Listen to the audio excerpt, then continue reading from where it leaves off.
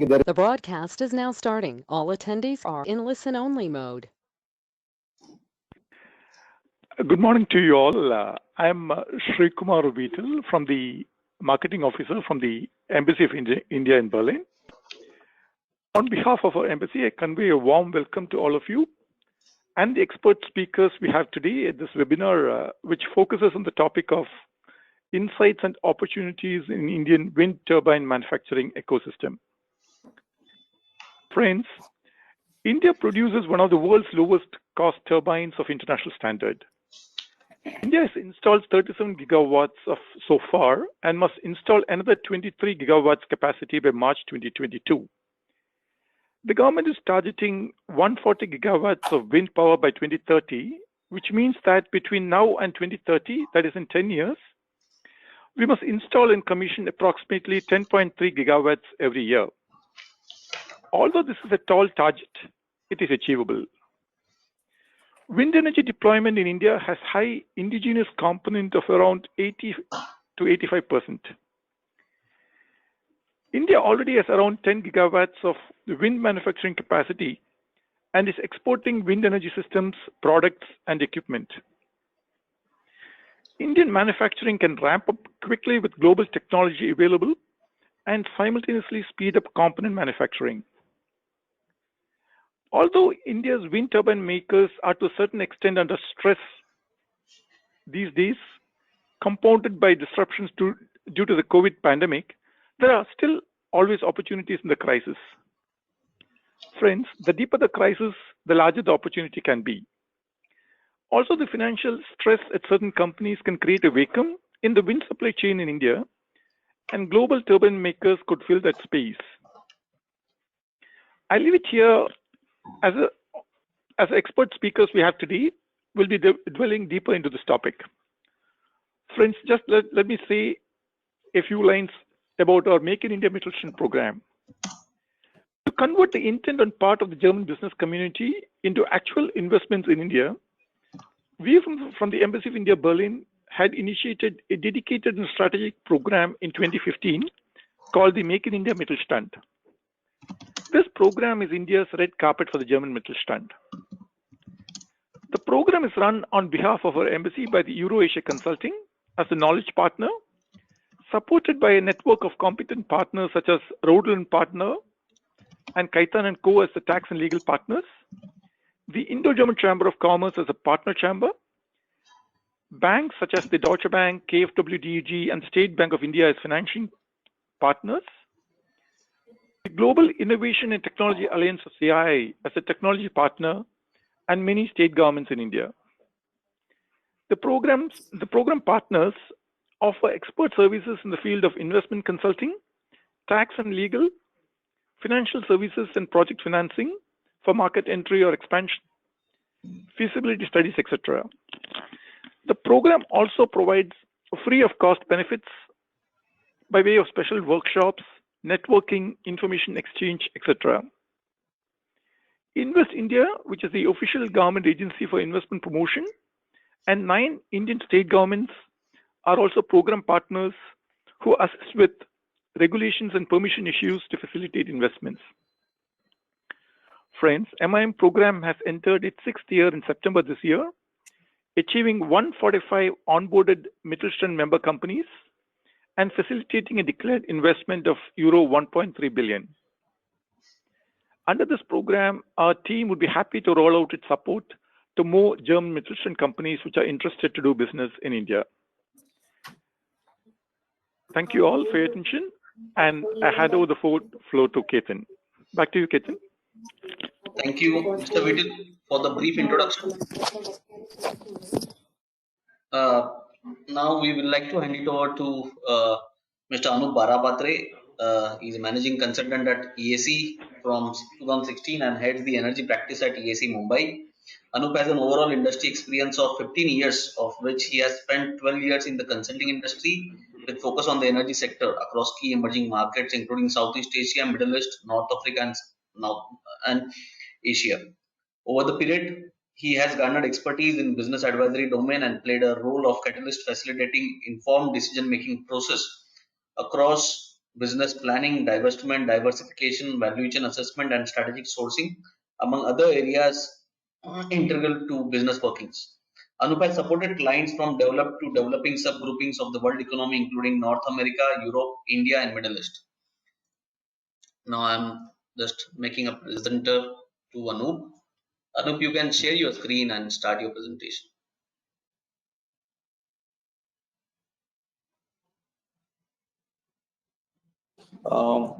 Thank you, Ketan, for the brief introduction.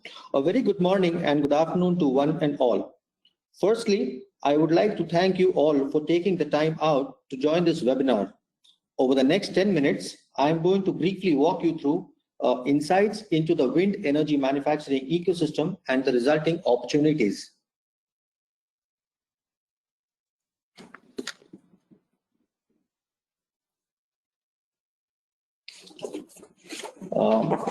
India, with a cumulative wind energy installed capacity of approximately 38 gigawatts, is the fourth largest globally and has been growing at a compound annual growth rate of 13.4% from 2015 to 2019, which is higher than the global average of 10.7%. India continues to be a dominant player in the wind energy space and was amongst the top 5 countries for new capacity addition in 2019.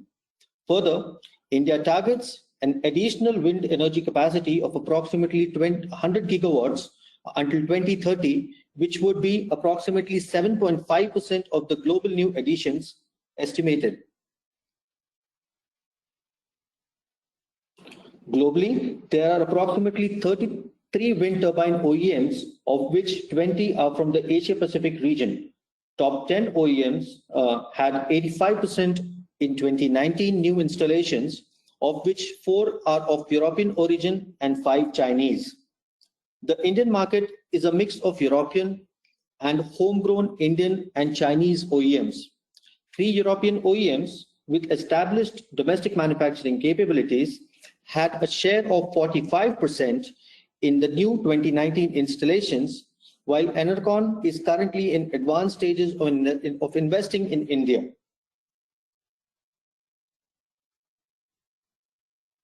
Wind turbine manufacturing is concentrated in western and southern states, which are also the key wind markets based on installations as well as potential. While the 2.2 to 2.5 megawatt turbine generators are most popular in India, OEMs are in advanced stages of developing and launching the 3 megawatt class turbines. Wind turbine OEMs have achieved high localization levels of over 80% in India.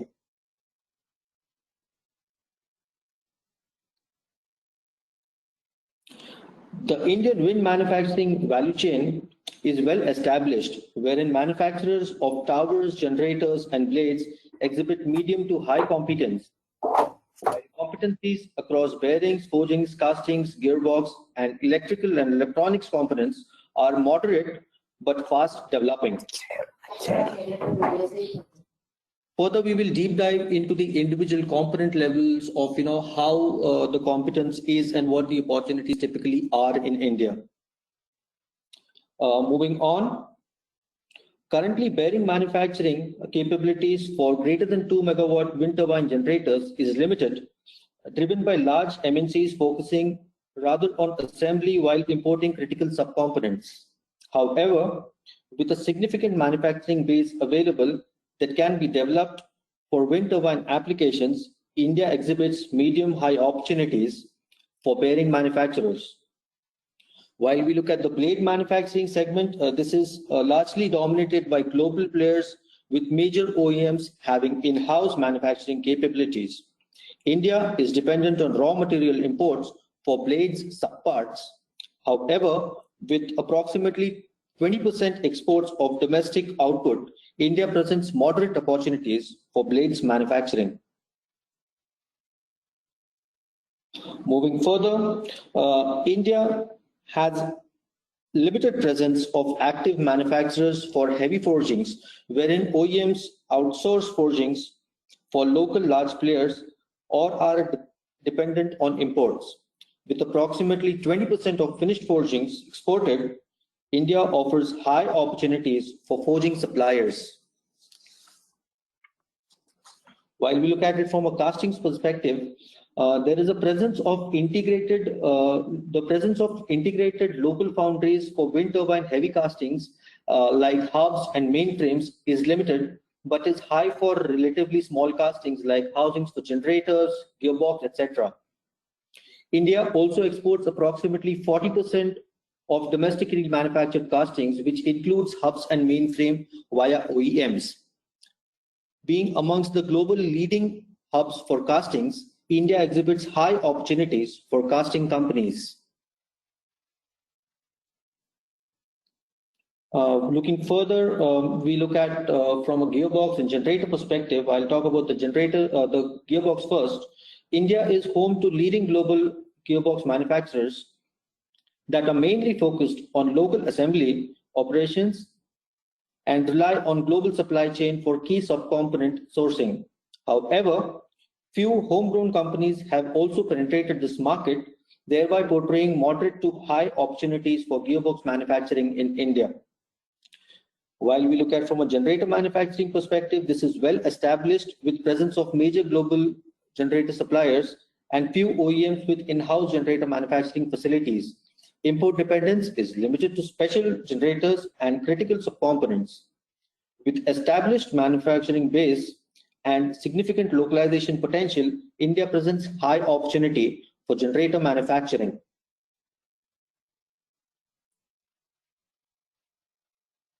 From the perspective of towers and electrical components, we look at the towers first, wherein with over 80% indigenization and approximately 20% exports of domestically manufactured towers, India exhibits high competence as well as opportunities for tower manufacturing. India has an established base of competent suppliers, both global and homegrown, for major electrical components in wind turbines. However, electronic components are largely assembly focused, with import dependency for controllers, converters, and electronic subcomponents.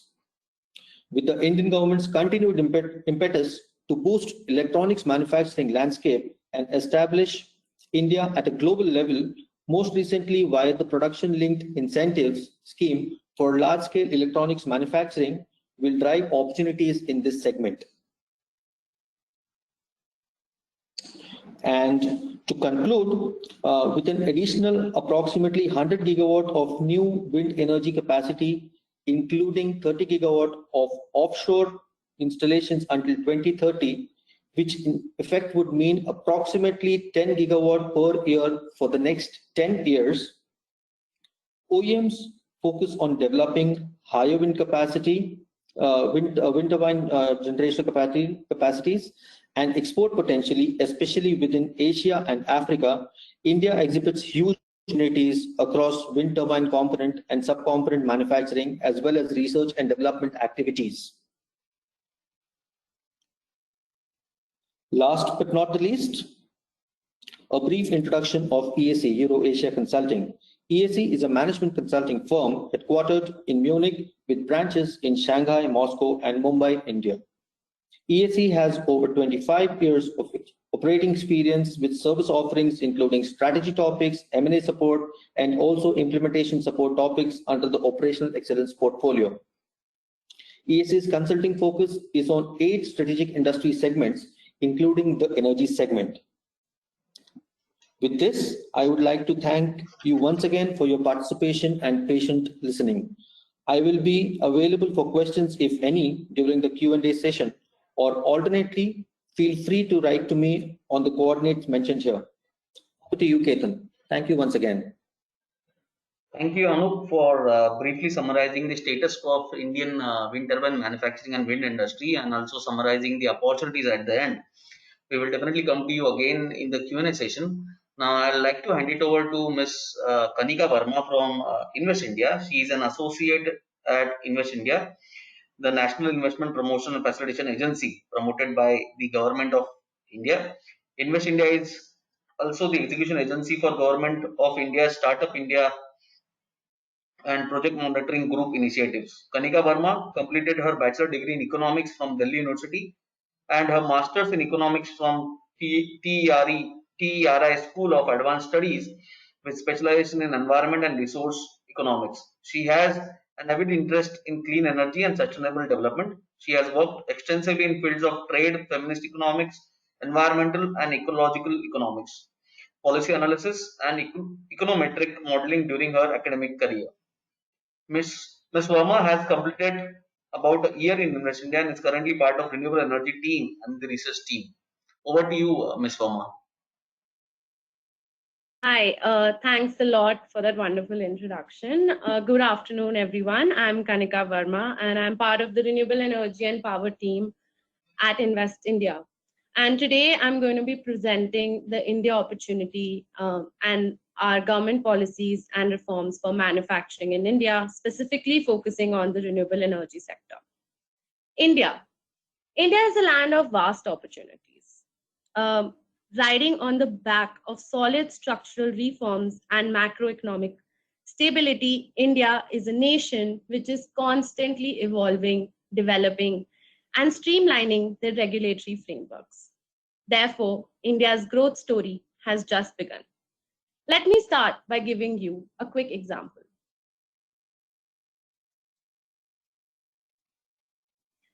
Mumbai. Mumbai is the financial capital of India. It is also one of the busiest airports. In 2013, if you had flown into Mumbai, this is the airport you would have seen. Cut to 5 years later, this is the Mumbai airport now. Another example, Meerut. Meerut is a small but significant city near Delhi. It is about 40 kilometers from Delhi, and the Meerut highway is always busy. One of the reasons why it is a key city for us is because of the amount of small industries and manufacturers that have hubs in Meerut. In 2014, if you would have to travel from Meerut to Delhi, this is the highway you would have taken. Cut to 4 years later, and in 2018, this is the Meerut highway that now connects Delhi and Meerut. India is constructing 27 kilometers of road every single day, which is the highest in the world. India has ambitious targets, 5 trillion economy by 2025. And that also means a 5 trillion opportunity in 24 distinct sectors, out of which $180 billion is just the renewable energy opportunity in India. Prime Minister Narendra Modi recently talked about his vision for India. And he talked about an Atmanirbhar Bharat, or a self-reliant India. He encouraged everyone to go vocal for local. Only the local here has very global connotations. Modi's going local is about developing India's manufacturing capabilities in order to attract businesses from all over the world. And to make this dream into a reality, the Indian government has already started streamlining their regulatory frameworks. This is done to attract more investors, to increase the share of manufacturing in our GDP by 25% by the year 2022.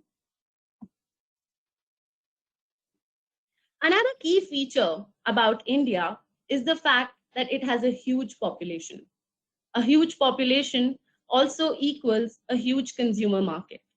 And therefore, we have often seen that Indian subsidiaries outperform their parents. And here we've given an example of two German companies, Siemens and Bosch.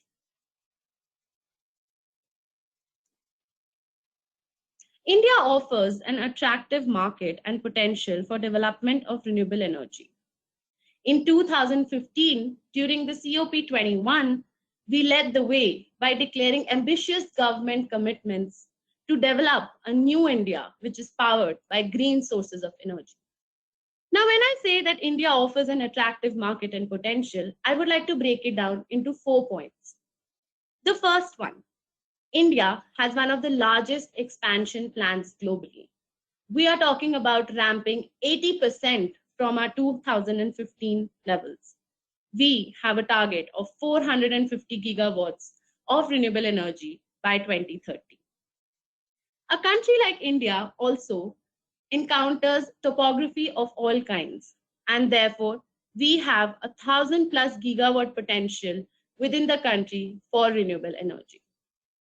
The third point that I would like to highlight is the amount of opportunity that we have in this sector. We have about $30 billion worth of opportunities annually by 2030 within the renewable energy sector. Within 4 years, we have become global leaders and we are continuously revising our targets upwards. This is our unquenching thirst to develop a new India, which is only powered by green sources of energy. We have the 5th largest installed capacity globally, 4th largest for wind, and 5th largest for solar. Focusing a little bit on the wind energy aspect in India. India has a vast coastline of about 7,600 kilometers, therefore providing many opportunities for developing the wind energy in the country. Just to give you an idea of the kind of potential that India has. If I see the wind power potential at about 100 meters above ground level, we have a 300+ gigawatt potential. And if I just increase it from 100 to 120, we have about 700 gigawatt plus potential for wind in the country. Specifically talking about 2 states here is Gujarat and Tamil Nadu, who have already started exploring offshore wind farming in the country.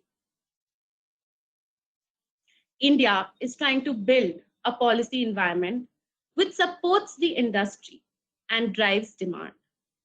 Therefore, we have allowed 100% foreign investments in this sector, and we are building cities that are powered by renewable energy in the country. Adding to that, we also have a wide category classification, which means that environmentally friendly projects get faster clearances. We ensure that all of our renewable energy projects are integrated into our national grid, and we are already developing policies to explore untapped opportunities such as hybrid solar wind and offshore wind farming. Now, this is about the India opportunity, but I would also like to tell you about how you can invest in India. Invest India is India's national investment promotion and facilitation agency. We work on a range of different services, and we provide all of these services pro bono. We are housed under the Ministry of Commerce and Industry in India, and therefore we have strong connects to the central and state governments, as well as to our foreign missions and agencies. Alternatively, on the other side, we are also very well connected with all industry associations, advisors, and academia. We work with an investor from the inception of the idea of investing in India. So when an investor talks about investing in India to the point where they have invested in India and are looking for any aftercare management, we work all across the board. Invest India also has several key initiatives under their mandate. The first one is Startup India, which manages and supports the ecosystem of Indian and foreign startups. Startup India is also the world's largest virtual hub. The second mission that we have under Invest India is Agni, which is India's commercial innovation program. The third one is the Project Monitoring Group, which is also commonly known as PMG, which helps us to fast track any issues related to large-scale projects within India. We also have the Prime Minister Scientific and Technology Innovation Council housed under Invest India, and very recently added the Waste to Wealth mission. The last initiative about Invest India that I want to talk about is the India Investment Grid. The India Investment Grid is a grid which shows all investable projects across India. In case an investor wants to come into the country, but does not want to start on a ground zero level, the India Investment Grid is a great opportunity. It shows investment opportunities across states and sectors in India on a single interactive platform. We also have the national infrastructure pipeline that has recently come out, and the India investment grid focuses very heavily on infrastructure and therefore very heavily also on energy. As you can see, energy is one of the top visited sector for the India investment grid. This case study will also give you an idea of the kind of work that Invest India does. The factory for this company was inaugurated within 15 months from when the investor approached Invest India with an interest in the Indian market. We undertook a series of different services from them, from presenting the India opportunity to getting regulatory approvals, getting all the certifications in place, making sure that they understand all incentives across the board, whether it is from a central level or whether it is from a state level, making sure that they understand the location that they are investing in, that they do not face any issue with respect to setting up, and any issue that they may face even after setting up. So this is a good example of all the pro bono services that Invest India has to offer for any investor who's looking to invest in India. And with this, I would like to end my presentation. I hope to see you all soon in India, and we would like to welcome you. In case you want to read more about Invest India and its pro bono services, you can visit our website at investindia.gov.in. In case of any queries, or if you want to get in touch with us, you can write to us at energy@investindia.org.in. I will also be available till the end of the session for any more questions that you may have. Thanks a lot. Have a great day. Thank you, Kanika, for giving us brief insights on the wind energy and also the role of Invest India in bringing in the investments in India and facilitating the investments in India. Now, we would like to hand it over to Dr. Bose. Dr. Bose is now a hardcore wind energy professional. Dr. PKC Bose has many first-time hat tricks in his credit now. He has successfully commissioned 3 most reputed German corporations in the field of businesses in India over the period of close to 3 decades of his professional life. Since last nearly 2 years, Dr. Bose is driving force of Enercon Wind Energy as its vice chairman and managing director for India. Dr. Bose has been campaigning for sustainability, be it energy conservation, carbon emission reduction, or energy efficiency, and now for green energy as the most sustainable source. Largely called as energy conservation evangelist in India, Dr. Bose is the one and only Indian as senator in the Senate of Economy, Germany. Dr. Bose is an alumnus of Indian Institute of Management, Ahmedabad, Indian School of Business, Wharton Business School, Kellogg School of Management, USA. He has been invited as guest visiting faculties over 30 universities and reputed management schools in USA, Europe, and Asia. Dr. Bose is also recipient of the prestigious Business Excellence Award 2017 from World Confederation of Business, USA, Outstanding Entrepreneur Award of Enterprise Asia, Malaysia, CEO of the Year Award by Indian Leadership Conclave, Global Excellence Award by Top Management Consortium, Udyog Ratna Award for the excellence in all sphere of management, and also he has been listed in the Reference Asia. He is personally in the board of governors of International Association of Business Leader Incorporation, USA. He is the first Indian been inducted in advisory board of the famous University of Denver in USA. He is also a member of the large corporate bodies and associations in India.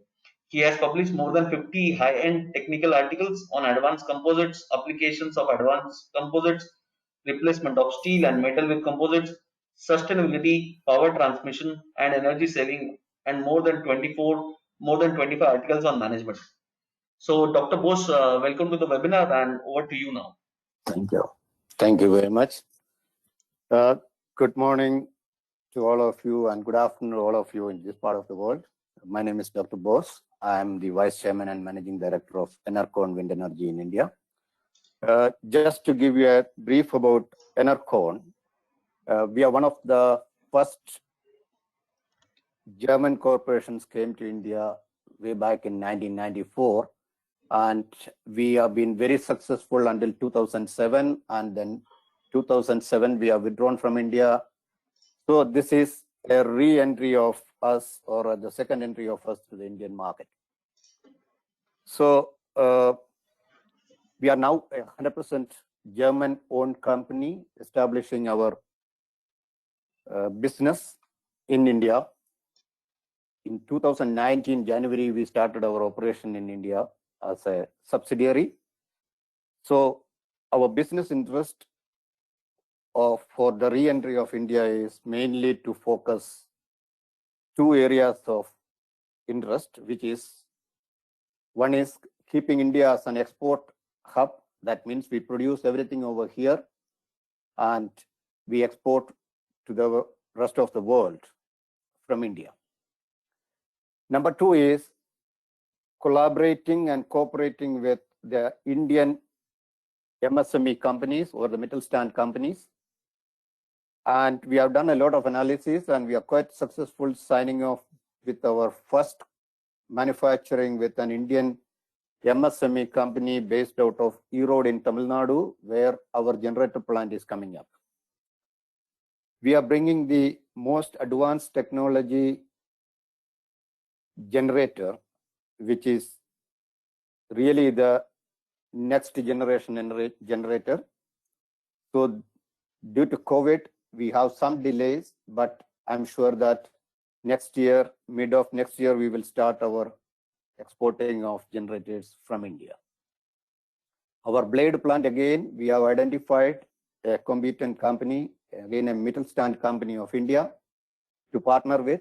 They will produce the blades for us again in Andhra Pradesh. And this will be the biggest blades. We will have the blades almost like 80 meters length. And these blades we will be again exporting from India to the rest of the world. Our tower plant will be established also in the south of India. We are still debating on the location for the tower as well as the sub-assembly and electronics, which we will soon be announcing. And as far as India is concerned, we have also done an extensive study that what kind of a business model we should have for India. We came to a conclusion that considering the intellectual manpower and also the cost, it will be the most ideal place to be in, especially for manufacturing and exporting. So our objective is to export first few years from India to the rest of the world, and also bring out to a India specific turbine, which we are still on a very early stage to announce, but that is our plan for India. As far as India is concerned, we don't carry forward with our bad experience, but we start a new lesson, new chapter, and whereby we are absolutely confident, because when the group taken the decision of expanding the most critical area of our business, that is our R&D, within 6 months or 8 months of our starting the operation in India, we have decided to move to our R&D center to India in a major way, extending maximum support to the German R&D team from Bangalore in India. So this is a major step we have taken. This means we have a very long-term commitment as far as India is concerned. Enercon is here to stay for long, and that long-term strategy is on 3 aspects. One is the excellent support from the Indian government, especially from the Ministry of New and Renewable Energy, MIIM support from the Embassy of Berlin, Invest India. Right from the beginning, I've been personally connected with Deepak Bagla and his entire team, and their support is absolutely commendable. And I'm really thankful to all of you, Kanika, and your colleagues. The Indian wind industry is absolutely interesting, because this is one market we are very seriously looking at for our future. And when I look at the interesting introduction of the MNRE ministry, especially on some of the areas, very carefully notice they have a special cell now for the foreign direct investment, and the support right from the minister, Mr. R.K. Singh's office to the secretary and all of them, the entire team of MNRE is highly supportive, very friendly. They are very fast, and therefore this, we never had a single time to wait for anything in terms of the support. This gives a very, very high confidence level back to the headquarters in Germany that yes, there is no hassles. It's a totally hassle-free and easy to work with all the officials, and also many of the initiatives taken by the ministry. Some of them are the introduction of the DRC, the Dispute Resolution Committee, to resolve the disputes between the wind power developers and SECI and NTPC beyond the contractual agreement. This is one of the interesting initiatives taken by the ministry. The implementation of the project development cell, the PDC, for attracting especially the foreign direct investment, and the guidelines for the tariff-based competitive bidding for procurement of the round-the-clock power. This is absolutely an interesting for everyone, including many of the IPPs when I was talking to few of them back in Europe. Implementation of the new the renewable energy standardization cell, and this is all these initiatives taken by the ministry.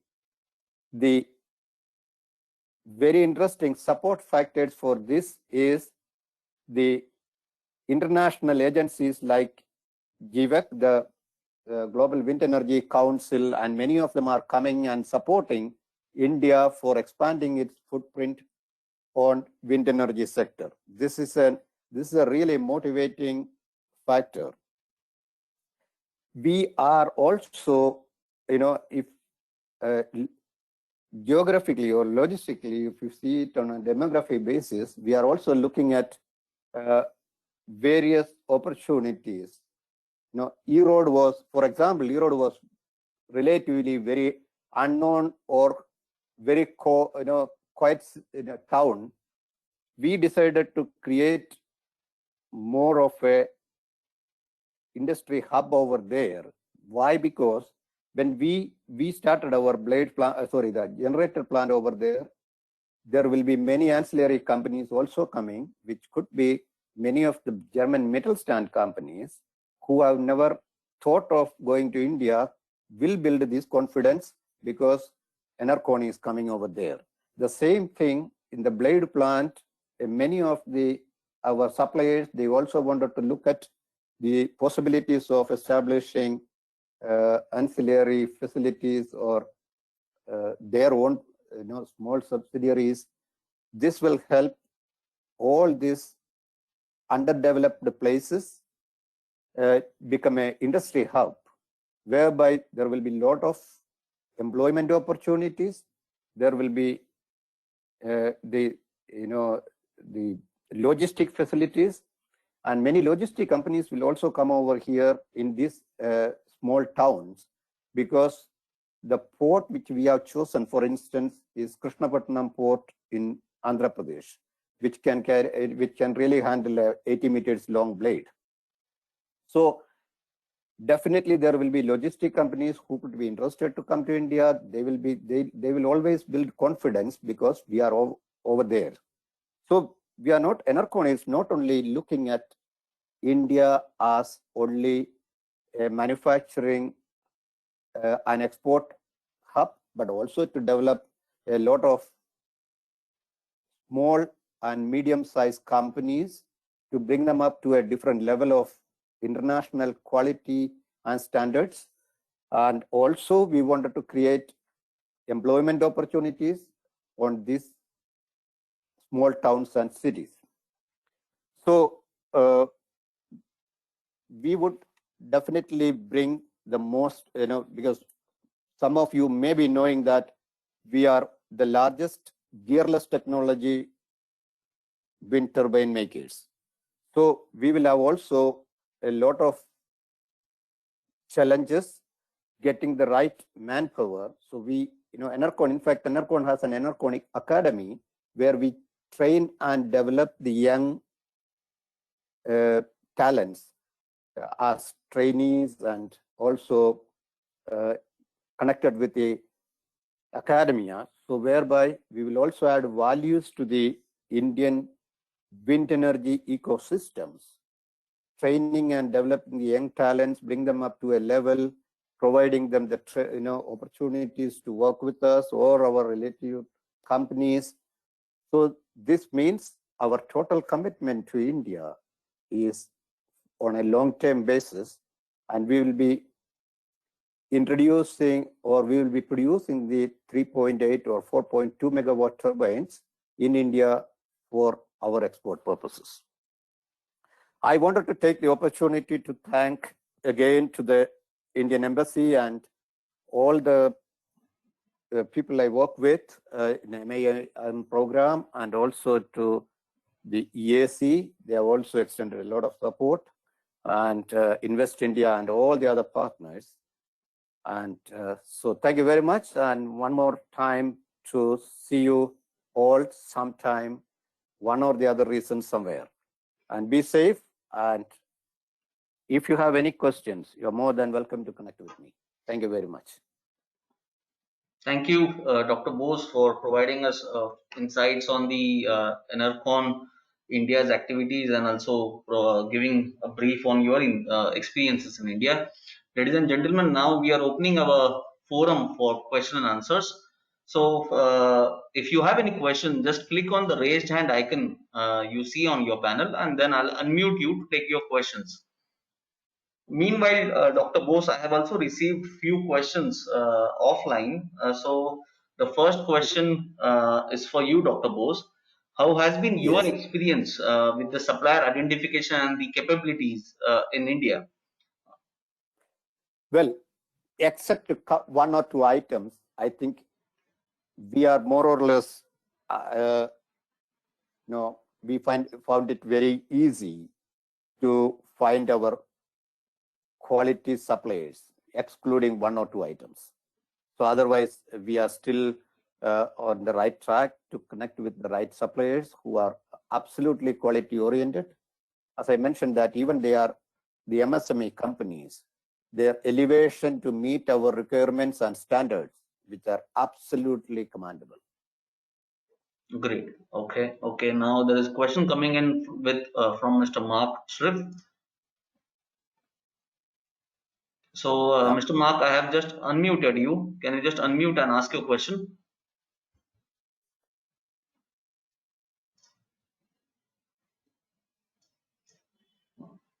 I guess he is not able to unmute, but he has sent me a question on text. So, are there any incentives with regards to recycling of end-of-life wind turbines? Well, the recycling and repowering are the two subjects which are still not very clear, but I hope the ministry will be working on that, and they will be able to give us in fact, this is one of my questions. I have a interaction with the ministry this week, and so I will be definitely asking the same question to the ministry, that the two areas, one is the repowering and the second is the recycling. Okay. Especially the blades. As you know that we have turbines which are over 20 years old, so it's time to go for a repowering, or also these old turbines which are very small in size, and then this is one of the subjects which we also wanted to have an answer. So I'm also going to ask this question to the government, especially the Ministry of Renewable Energy. Okay, great. Thank you for the insights, Dr. Bose. The next question coming in from Mr. Rajendra Valasalan, and I have just unmuted you, Mr. Rajendra. You can ask your question. Thank you. So first, I'd like to compliment Mr. Bose on the very good content and very encouraging context set. And my question is, and this is a very old question, nothing new, is like the business model for the investors and stakeholders work on a 20 plus years, but in our country and pretty much all democracies world over, governments change in 4 to 5 years. So what is the protection we can look for key stakeholders and IPPs, banks, investors? So basically, what sort of new initiatives and investments can be made to make the policy environment more predictable and stabilized despite change in political environment?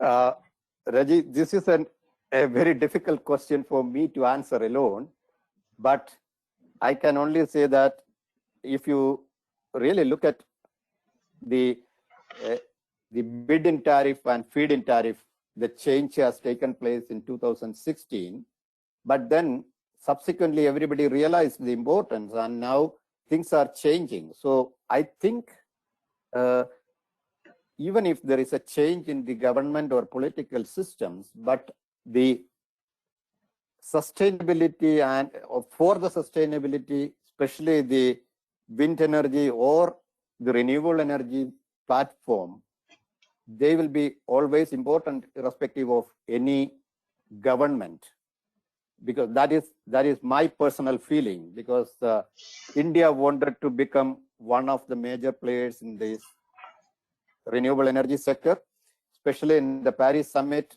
our Prime Minister's statement, and also the most interesting statement of the one sun, one world, one grid. If this kind of a dream, I'm sure that this will always be a priority for any political changes takes place or any new government or any different government comes. They will always have one important aspect considering various aspects of the challenges in our country, especially on the energy and water front. This will remain focused. That is my personal feeling. Thank you. Thank you, Rajendra, for excellent question, and Dr. Bose for giving us insights. Next question coming in for Mr. Anup Barapatre. So Anup, the question is, do you think the target of 140 gigawatt of wind energy is achievable by 2030? If yes, how? All right. Thank you, Ketan. So quickly coming to the point of the targets of 140 gigawatts by 2030. Now, if you look at it, India is already at approximately 40 gigawatts, and there is another 100 gigawatts. So we are talking roughly about 10 gigawatts per annum to be installed. Now, where is this opportunity really going to come from? One obviously is the new turbine site. I mean, the new wind farm sites that will come in place. But there is another significant area which is really today untapped. One is the offshore wind, wherein the target set are 30 gigawatts. So that is one critical area where you will see a lot of development happening over the next 3 to 4 years to start off with. And two is, if you look at India and if you look at the class 1 sites that have been there in India, these have already been occupied in the first phase of wind energy development, wherein the turbine sizes were largely less than 1 megawatt. And this cumulative capacity today stands at about 10 gigawatts of total capacity amongst of the 40 gigawatts. Now, what Mr. Bose was also mentioning from a perspective of repowering. Now, this is where there is significant opportunity that will come in. So, for example, we are talking about higher wind turbine sizes. So, for example, if we move into the size of say 3.5 megawatt wind turbine to replace, say a 1 megawatt turbine, you're straight away tripling the capacity in itself by repowering. So this is where I see a lot of opportunity to come in, and that is why it is definitely not unachievable to reach the target of 140 gigawatts by 2030. Thank you, Anup. Dr. Bose, do you want to add here something? Yeah, I just wanted to add one small point over there that it is important because when you look at all these old sites, these are Class A wind sites. Now, if we replace the turbines, the old turbines, small turbines with the latest technology turbines, this will also give a much bigger perspective, especially for the captive consumption customers. And also the IPPs would be much more interested to go to this kind of sites. So I think this is again a larger role will be played by the state governments. So this depends on the state government's policies. For example, the Maharashtra and Tamil Nadu, if you take this, many of these turbines are as old as 20 years. So now these excellent sites, I think, in my opinion, we should look at the repowering as an important aspect of our business, which will also add a lot of values to the ecosystem. Right. Thank you, Mr. Bose. I hope it have answered the question. So there is now coming in. There is one more question coming in from Ms. Anastasia. She is an analyst from Barter, component supplier from Denmark. The question is there any price index for different raw materials internally in India? For example, for pig iron used for castings, large components, for example, hubs and main shafts. Is there any price index? The question is to me, or? Yeah, anyone can answer actually. It's an open question.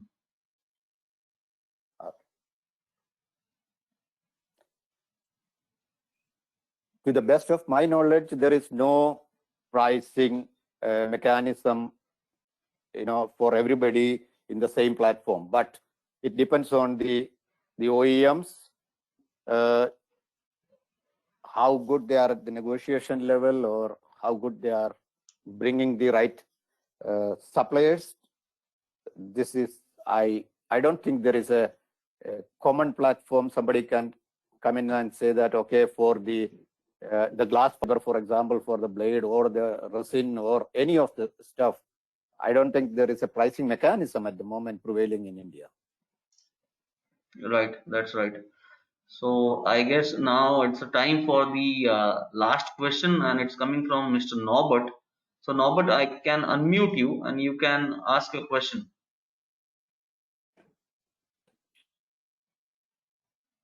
Hello, Mr. Norbert, can you hear us? Yes, I can hear you. Yeah, good. We can also hear you. We can ask your question, Mr. Norbert.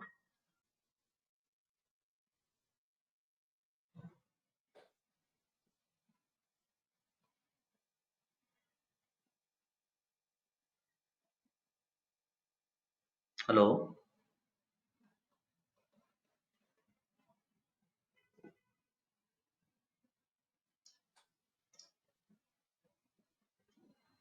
Mr. Norbert, can you ask your question?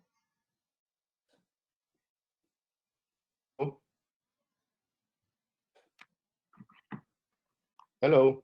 Yeah. We are just waiting you to ask. Yeah. Can you hear me?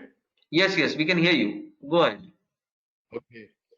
So we have heard that there are a lot of opportunity when it comes to bearings, forged and machine parts and big foundry parts, which means that they need to be imported. But there is a customs fee that makes these parts, together with the shipping cost, very expensive.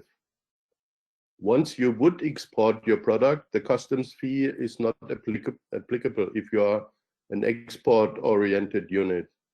But if you are a tier 1 supplier who supplies his product to an OEM who himself will export his product, then you cannot waive the customs fee. Are there any ideas to work on this disadvantage? I think, Norbert, this is an excellent question. And may I request Kanika to give some answer on this, because this is, again, a concern for all of us as OEMs.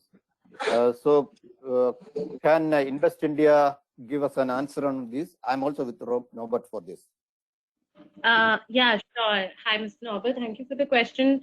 Right now, yes, you are right. We do have this issue where the custom duty is applicable. However, We are working on this issue. We have received a few companies who have raised this issue with us, and a very recent thing that India has done is to develop two things, which is one, the project development cell and the empowered group of secretaries, and that is to fast track any issues that investors are facing directly at the ministry level. So these issues have been flagged to the Ministry of New and Renewable Energy, and they are working on a proposal to make sure that this issue is resolved. The proposal is still pending a few approvals, and as soon as we get those, this issue would not be a problem anymore. Okay, perfect. Thank you for your answer. And also, we also have curated a list of the components that are usually required within solar, wind energy, within the renewable energy space, especially capital goods that are required. And we're also drawing up a list of them to ensure that duties are not applied to those products specifically. Thank you. So as soon as we have an answer on the proposal as it moves forward, we'll let you know. Thanks. Okay, thank you. Thank you, Kanika. Thank you, Mr. Norbert and Dr. Bose, for the questions, and Kanika for giving us a brief insights on the status quo at Indian government side. And but after this question, I guess there are no questions coming in. So thank you very much, ladies and gentlemen, for attending today's webinar. You will receive presentations from our side after this webinar, along with the recording link of this webinar. So you can also view it on YouTube. You can also share this webinar within your network to promote Make in India Investment Program and the knowledge shared today. So thank you very much. If you have any questions, you can also connect us at MIM hotline, which is mim@indianembassy.de, or else you can also get in connect with the experts. The contact details will be shared with you during let's say in email followed. Thank you very much. Look forward to welcome you in next webinar. Thank you. Thank you so much. Have a nice day. Bye bye. Thank you. Bye. Bye. Thank you. Bye.